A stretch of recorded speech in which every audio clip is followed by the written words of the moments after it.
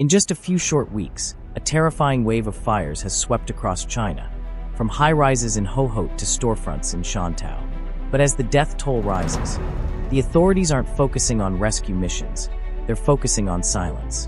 Why are police arresting witnesses instead of investigating the causes? And why are grieving parents being forced to sign silence agreements just to see their children's remains? Today, we're looking past the smoke to expose the burning truth the government doesn't want you to see. Welcome to China Crisis. In the early hours of December 9th, a fierce fire erupted at Hailong Square in Hohhot, racing from the ground floor right up to the roof. Flames tore through the structure as burning debris rained down nonstop. The sheer intensity of this inferno reminded many of the Hong Kong blaze on November 26th. Chinese media reports state the fire began around midnight in a first-floor barbecue restaurant. Since most residents were sleeping, the danger wasn't noticed in time.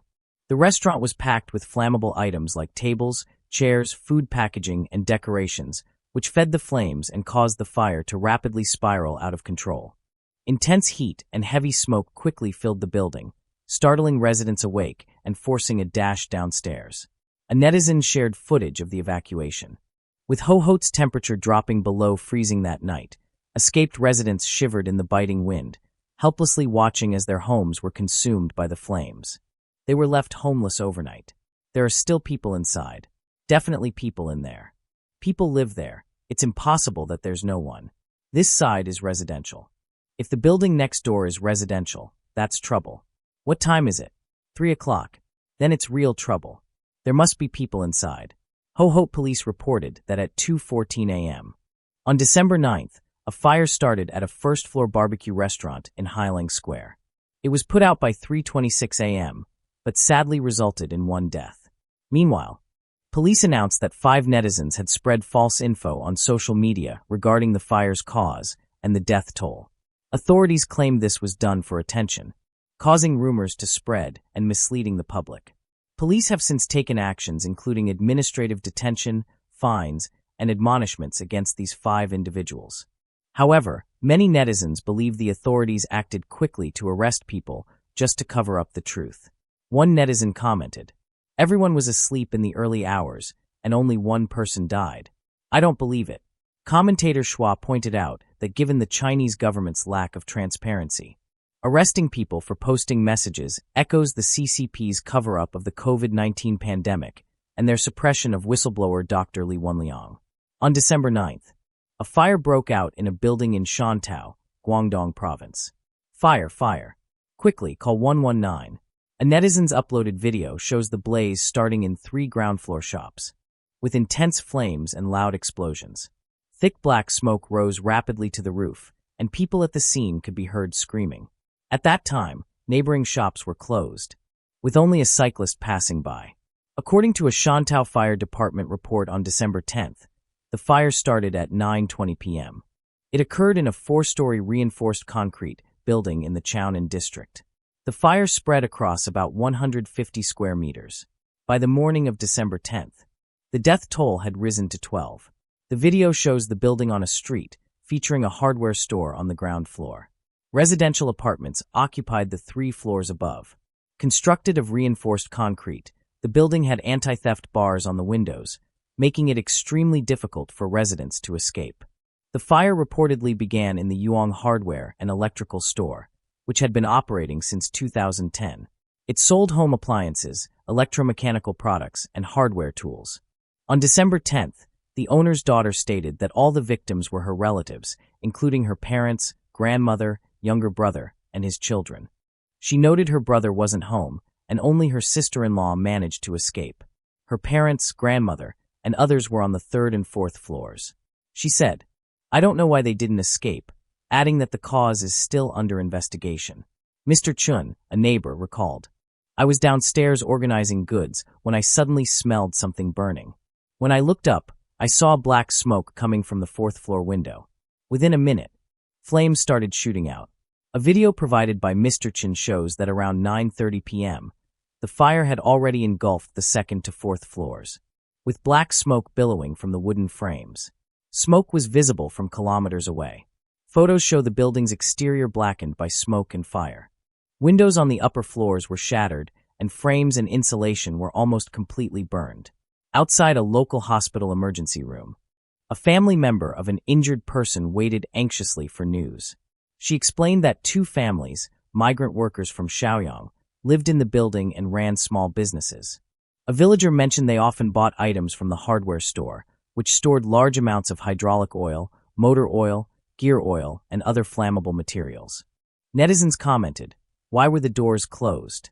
These self-built houses always have double locks at night. It's so scary." Recently, fires have been occurring frequently across China. Early on December 7th, a fireworks warehouse in the Tea-Horse ancient town in Yunnan suddenly caught fire. Fireworks and firecrackers ignited continuously. Thick smoke billowed out, affecting an area of about 1,500 square meters. The fire broke out around 2:40 a.m., with heavy smoke on the scene. Preliminary investigations suggest the burning building was a hardware warehouse. Netizens reported waking up to the sounds of fireworks. They initially thought it was a festival, only to learn the ancient town was on fire. On the afternoon of December 9th, a warehouse near the 12th Middle School in Guilin, Guangxi caught fire. On the night of December 8th, a blaze broke out near the Oyata Mall in Wuhu Anhui. Netizen videos show flames and thick smoke were clearly visible. Some reported hearing explosions, and many parked cars were damaged. That same night, a Chinese reporter called the Wuhu Fire Department. A staff member said, "The open flames are out, but the time, and casualties are unclear." This is the typical way the Chinese government handles accidents, either delaying reports or hiding the truth. Also on the night of December 8th, a fire broke out near Tsaopu village in Luohu district, Shenzhen. Footage shows flames on a high-rise exterior wall. Nearby business owners noticed the fire around 8 p.m. They heard shouting, but the fire was later extinguished. They stated it started in an exterior chimney, not inside. On December 9th, the Luohu district office clarified that the fire occurred on the first floor in the Sunho community, where a range hood ignited the external exhaust pipe. On the morning of December 4th, a fire hit a 3-story residential building on Tinglin Road, Huangpu District, Shanghai around 10 a.m. Thick smoke poured out. Witnesses reported seeing an elderly person jump from the second floor to escape, and the injured person was rushed to the hospital. Wow, the fire is getting bigger. This is terrible, it's not being put out. Scene video shows the old building engulfed in flames with wires sparking and smoke blanketing the structure. Flames emerged from the roof. Several fire trucks were parked at the intersection but couldn't enter the narrow alley. Firefighters battled the blaze from outside, with one carrying a trapped person to safety. Authorities haven't released casualty details. On December 5th, a fire at Century Jingjam Mall sent smoke into the metro station, forcing an evacuation.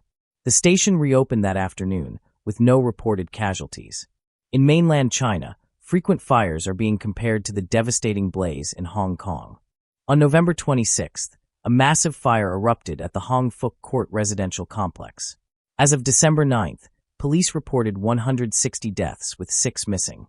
However, families question the official toll. They argue actual figures may be higher, as police only counted confirmed bodies and some victims weren't reported missing. The Hong Kong government's use of national security measures regarding the fire has drawn heavy criticism. On December 6th, National Security Police arrested a 71-year-old man. This marked the first arrest related to criticizing the government's handling of the fire. National Security Chief Steve Lee told media the man incited hatred against the Hong Kong and central governments, calling them the culprits and claiming Beijing's support was merely for show. Since the national security law's implementation 5 years ago, it has been used by both governments to crack down on dissent. The law has led to arrests for incitement, drawing international condemnation. The cause of the Hong Fuk Court fire on November 26th remains unknown, sparking discussions on accountability. Citizens formed a concern group and started a petition for a thorough investigation. One organizer was arrested on November 29th for inciting unrest. On November 30th, 2 others, former legislator Chung Kimhwa and a volunteer distributing supplies, were arrested by the National Security Department for inciting hatred. Recently, the Baptist University Student Union posted a banner mourning victims, but school authorities covered it and ordered the union to cease operations. In response, Netizens criticized Hong Kong authorities, asking, "Does Hong Kong still have human rights?" Those speaking out for victims are being arrested. Hong Kong seems to be aligning with mainland China's practices. The government's actions mirror mainland authorities who arrest netizens under the guise of stopping rumors. In fact, many mainland fires go uninvestigated, and citizens struggle for rights. On January 19, 2024, a fire hit a school dormitory in Hunan Province. 13 elementary students, averaging just 9 years old, tragically lost their lives, and 4 were injured. The investigation revealed the dorm's walls and ceiling used highly flammable polyurethane foam, which burned 3 times faster than the national standard. The 2 available fire extinguishers had expired 6 months prior, and the sprinkler system was rusted and blocked. The alarm was in manual mode. There was only one exit, and the dormitory's exterior security bars lacked an escape window. The Hunan team promised a thorough investigation. However, 2 years have passed, and results haven't been released. Families have repeatedly inquired, only to be told we don't know or please wait. On December 8th, reports surfaced that victims' families were taken to a hotel by local authorities. They were asked to sign a compensation deal with a consolation group, implying they couldn't view their children's bodies unless they signed. They were told compensation would be reduced by 100,000 yuan for each day of delay. Faced with this pressure, families were forced to sign just to see their children's remains. A Chinese blogger expressed anger. Such a major fire should be front-page news globally. But here, it took years for outside media to report it. Even more disgusting, the government's first move was to force families to sign, threatening to cut money and block access to the bodies. Is this our tradition? I've never heard of using children's bodies as leverage anywhere else. At an age when they haven't fully seen the world, they just wanted to rest in their parents' arms. Yet, conditions were attached. I don't know if these people share my DNA. Days have passed, the cause is unclear, and responsibility is uncertain. Let's see how long they drag this on. Netizens commented, "China lacks real journalists." Huawei covered up 4 deaths for a year. They protect each other. A prime example of indifference is the 1994 Karame disaster. Officials famously said, "Let the leaders go first." The fire on December 8, 1994, killed 325 people, including 288 students. A China Youth Daily report confirmed someone shouted, "Let the leaders go first," and surviving students later verified a female official said this during the blaze. The phrase's context remains debated, but it reflects privilege and disregard for citizens' safety. That is the authoritarian mindset. Netizens express regret for the innocent children lost in Karame. Folk singer Zhou Yunpeng mentions this tragedy in Chinese Children, repeating, "Don't be a child of China." The song was censored. Expert Yu Yuan believes we shouldn't assume the CCP, responsible for millions of deaths, has changed. The same party that enforced extreme lockdowns still operates with a totalitarian mindset. From the 1994 Karame fire to the 2022 Xinjiang fire, where lockdowns hindered rescue, to today's crackdown in Hong Kong, all illustrate the CCP's high-pressure governance. When it comes to maintaining prostate and breast health, you deserve a proactive approach that supports wellness from within. Introducing Best Doctors WBMR Rex, your natural supplement for prostate and breast health. It boosts immune function and enhances overall wellness. Packed with white button mushrooms, nodo ginseng, and antioxidants, WBMR Rex helps maintain healthy PSA levels, reduces inflammation, and supports cellular health. With added energy-boosting Panax ginseng and immune-boosting beta-glucans, WBMR helps you stay active, healthy, and full of vitality. Clinically backed and plant-based, WBMR Rex is your solution for long-term balance. Give the joy of health this Christmas, because your loved one's well-being matters. Use discount code CO205 at checkout for 20% off, exclusively for China Crisis viewers.